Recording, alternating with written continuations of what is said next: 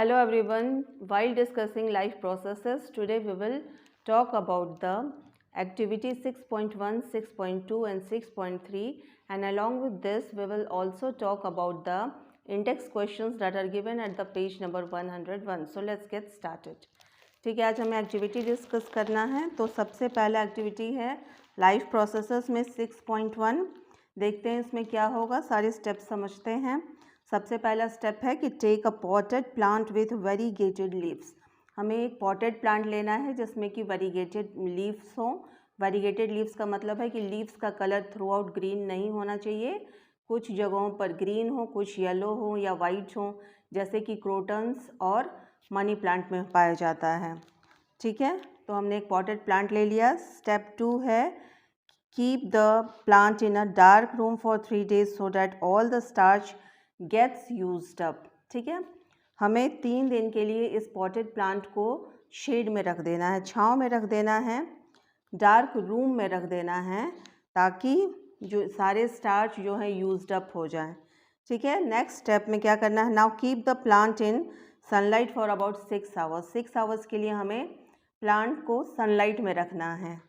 Next step है फिर pluck a leaf from the plant, mark the green areas in it and trace them on a sheet of paper. ठीक है, हमें क्या करना है कि 6 hours के लिए सनलाइट में रखना है और उसके बाद उसमें से एक लीफ को तोड़ लेना है और लीफ को हमें एक शीट ऑफ पेपर पे ट्रेस कर लेना है कि उसमें कौन कौन सी जगह पर ग्रीन पैचेस हैं। ठीक है, नेक्स्ट स्टेप है dip the leaf in boiling water for a few minutes. कुछ मिनट्स के लिए उसे पानी में बॉईल कर लेना है उस लीफ को। And after that immerse it in a beaker containing alcohol. और फिर इसे एक बीकर में डाल देना है जिसमें अल्कोहल हो।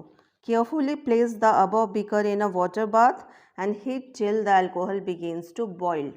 ठीक है, हमें ऐसे कंटेनर में, ऐसे बाथटब में हमें इसे बॉईल करना है। पहले पानी बॉईल करना है, उसी के अंदर हमें एक बीकर में अल्कोहल रखना है। अल्कोहल को हमें डायरेक्ट नहीं गर्म करना क्योंकि वो इन्फ्लेमेबल सब्सटेंस है और बहुत इजीली उसमें आग पकड़ सकता है। ठीक है, तो हमें इनडायरेक्टली अल्कोहल को गर्म करना है। नेक्स्ट स्टेप देखते हैं क्या है, what happens to the colour of the leaf. Leaf का क्या कलर हो रहा है, what is the colour of the solution.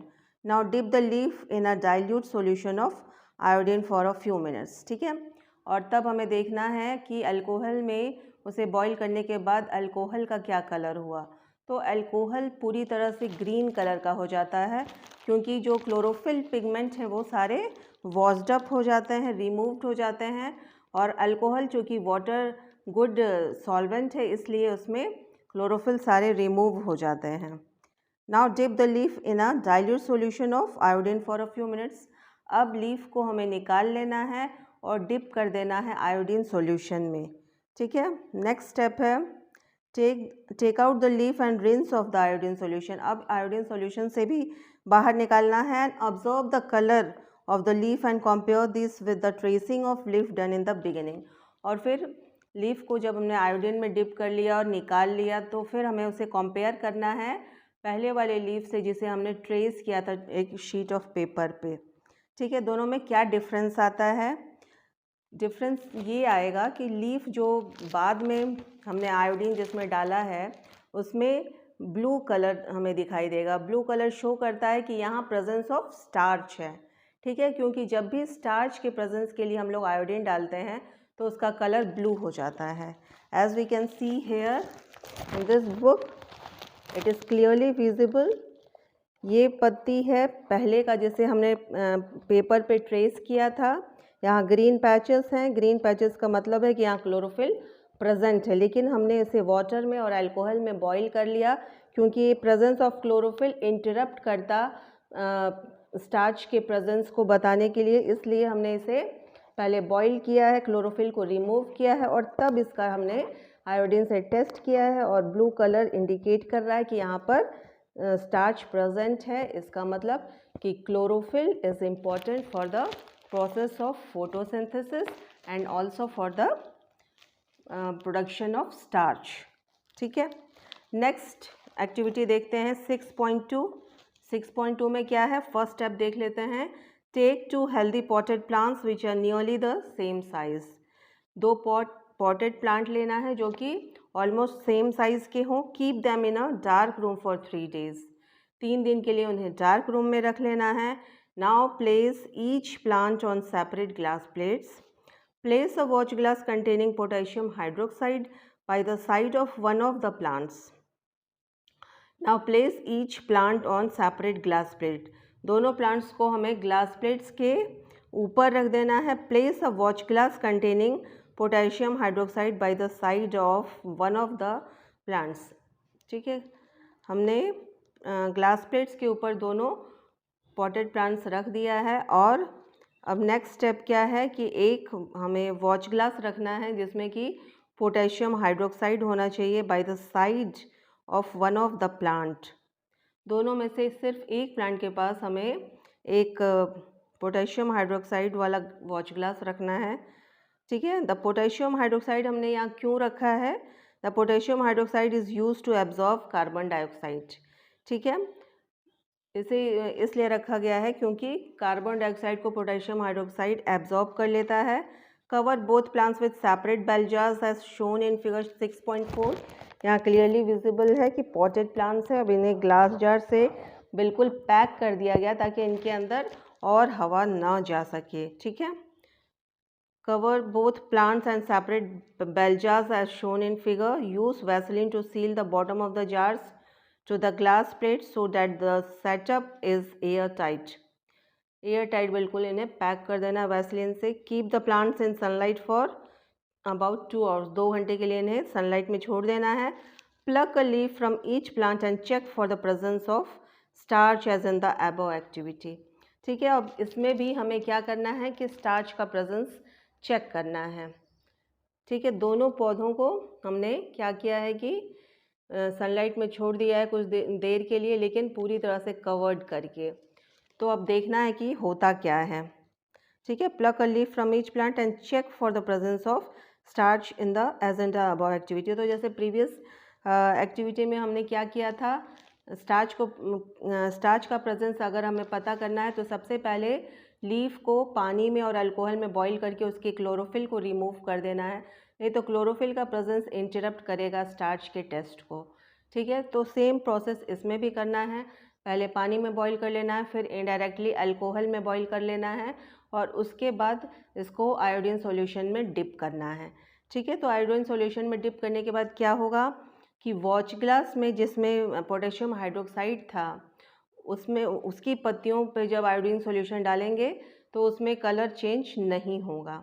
जबकि दूसरा जो पॉटेड प्लांट है जिसमें कि पोटेशियम हाइड्रोक्साइड नहीं था, उसके लीफ को जब आयोडीन सॉल्यूशन में डालेंगे तो वहाँ पर ब्लू कलर शो होने लगेगा। इससे हमें ये पता चलता है कि पोटेशियम हाइड्रोक्साइड ने तो कार्बन डाइऑक्साइड एब्जॉर्ब कर लिया और बिना कार्बन डाइऑक्साइड के फोटोसिंथेसिस प्रोसेस तो होगा ही नहीं, इसलिए यहाँ स्टार्च फॉर्मेशन नहीं हुआ है।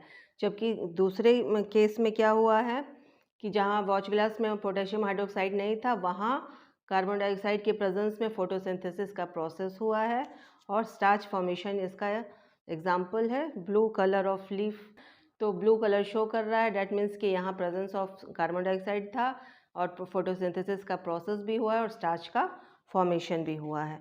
तो इस तरह से हमने 2 एक्टिविटी देख लिया, स्टार्च फॉर्मेशन। स्टार्च का प्रोडक्शन होता है कब? फोटोसिंथेसिस प्रोसेस में। ठीक है, अब थर्ड एक्टिविटी देख लेते हैं, activity 6.3। Take 1 millilitre starch solution in 2 test tubes A and B. 2 test tube लेने हैं ए एंड बी और दोनों में ऑलमोस्ट 1 ml स्टार्च सॉल्यूशन हमें डाल देना है। Add 1 ml saliva to test tube A and leave both test tubes undisturbed for 20 to 30 minutes। अब 20 से 30 मिनट के लिए उसमें हमें सलाइवा 1 ml डाल देना है, वो भी टेस्ट ट्यूब ए में, बी में कुछ नहीं डालना है और 20 to 30 मिनट्स के लिए छोड़ देना है। नेक्स्ट स्टेप है, now add a few drops of dilute iodine solution to the test tube. ठीक है, नेक्स्ट स्टेप में हमें फिर से कुछ ड्रॉप्स ऑफ आयोडीन सॉल्यूशन दोनों में ही डालने हैं। In which test tube do you observe a colour change? What does this indicate about the presence or absence of starch in the 2 test tubes? What does this tell us about the action of saliva on starch?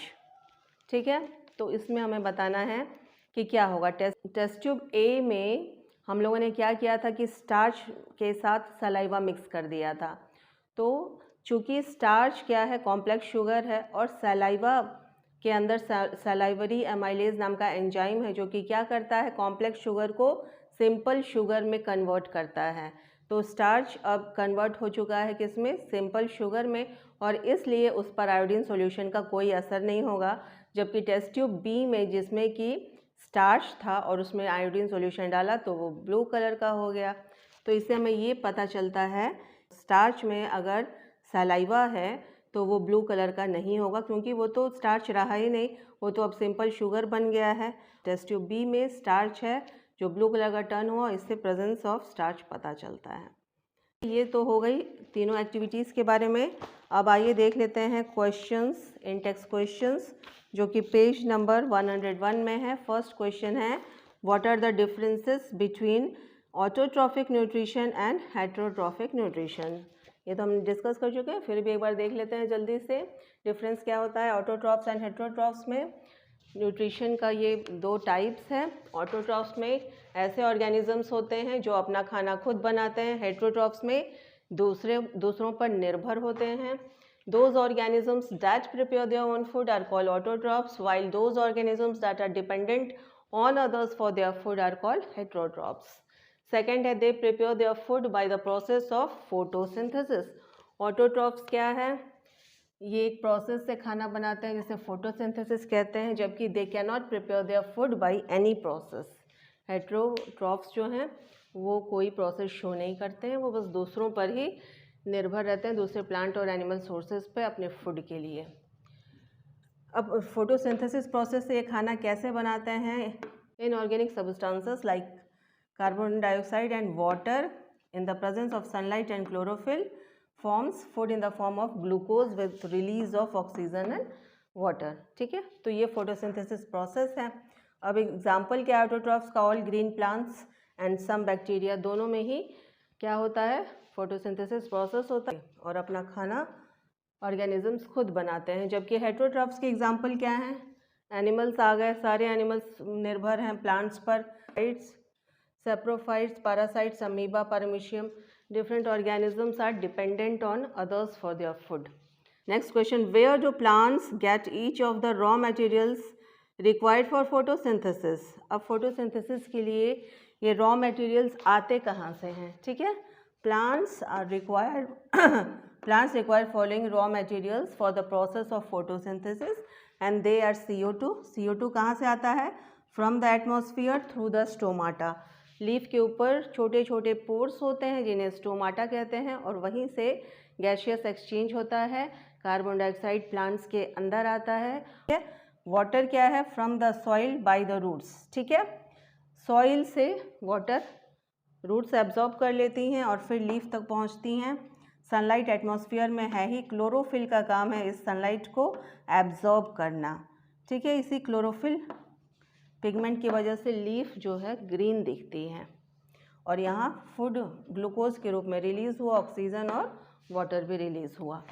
तो ये तो हो गया raw materials कहाँ कहाँ से मिला। Next question है, what is the role of the acid in our stomach. ठीक है, एसिड का हमारे स्टमक में क्या रोल है।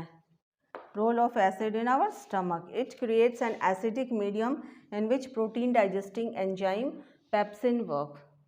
पहले भी हम लोगों ने डिस्कस किया है कि जब फूड पार्शियली डाइजेस्टेड फूड जब स्टमक में पहुंचता है ईसोफेगस से, तो स्टमक के अंदर इनर वॉल्स पे गैस्ट्रिक ग्लैंड्स होती हैं जो कि सेक्रेट करती हैं गैस्ट्रिक जूसेस, जो कि मिक्सचर होता है किन किन चीज़ों का, हाइड्रोक्लोरिक एसिड, पेप्सिन और म्यूकस का। हाइड्रोक्लोरिक एसिड का काम है कि मीडियम को एसिडिक बनाना, क्योंकि पेप्सिन जो कि प्रोटीन डाइजेस्टिंग एंजाइम है वो तभी काम करती है जब उसे एसिडिक मीडियम मिले। तो हाइड्रोक्लोरिक एसिड उसे एसिडिक मीडियम प्रोवाइड करता है और साथ ही साथ अनवांटेड जर्म्स और पैथोजेंस को भी किल करता है। ठीक है, और पेप्सिन का क्या काम है, प्रोटीन डाइजेस्ट करता है, प्रोटीन को और सिंपलर वन में कन्वर्ट करता है, और म्यूकस स्टमक के इनर वॉल को कवर करके रखती है ताकि हाइड्रोक्लोरिक एसिड से स्टमक पे कुछ प्रभाव ना पड़े। ठीक है, तो ये तो हो गया role of acids. Next question है what is the function of digestive enzymes. Different digestive enzymes, हमें पता है कि हमारा जो डाइजेस्टिव सिस्टम है वो कॉम्बिनेशन है alimentary canal plus associated glands का। कई सारे एसोसिएटेड ग्लैंड्स हैं जो कि डाइजेस्टिव एंजाइम्स को रिलीज़ करती हैं ताकि जो कॉम्प्लेक्स फूड मटेरियल है वो सिंपलर वन में कन्वर्ट हो सके। तो देख लेते हैं function of digestive enzymes. First, it converts complex food into simple ones. It makes absorption process easy and effective. It absorb food is transported to all parts of body by the blood. ठीक है, digestive enzymes की मदद से complex food simple में convert हो चुका है और वो अब डिफरेंट पार्ट्स तक ट्रांसपोर्टेड होगा to all parts of body by the blood. Blood में मिक्स होने के बाद से वो different parts of the body पहुंच सकेगा। और ये सब क्यों पॉसिबल हो पाया है? डिफरेंट एंजाइम्स की वजह से। नेक्स्ट क्वेश्चन है how is the small intestine design to absorb digested food. Small intestine कैसे डिज़ाइंड है? तो इसका आंसर है the inner wall of small intestine has finger like projections called microvilli that increases the surface area for absorption. Surface area absorption के लिए small intestine के inner walls में finger like projections होते हैं जो कि एनरिच्ड होते हैं ब्लड वेसल्स से, और जैसे ही फूड डाइजेस्ट हो जाता है वो एब्जॉर्ब कर लिए जाते हैं डिफरेंट ब्लड वेसल्स से और फिर ट्रांसपोर्ट कर दिए जाते हैं to the different cells of the body. ठीक है, the inner wall of small intestine has finger like projections called microvilli that increases the surface area for absorption. The villi are richly supplied by the blood vessels. इनमें ढेर सारे blood vessels पाए जाते हैं which take the absorbed food to each and every cell. हर एक cell तक food पहुंचाना है बॉडी में ताकि वो यूटिलाइज कर पाएँ डिफरेंट सेलुलर एक्टिविटीज़ के लिए। तो ये तो हो गया इन टेक्स्ट क्वेश्चन। Thank you.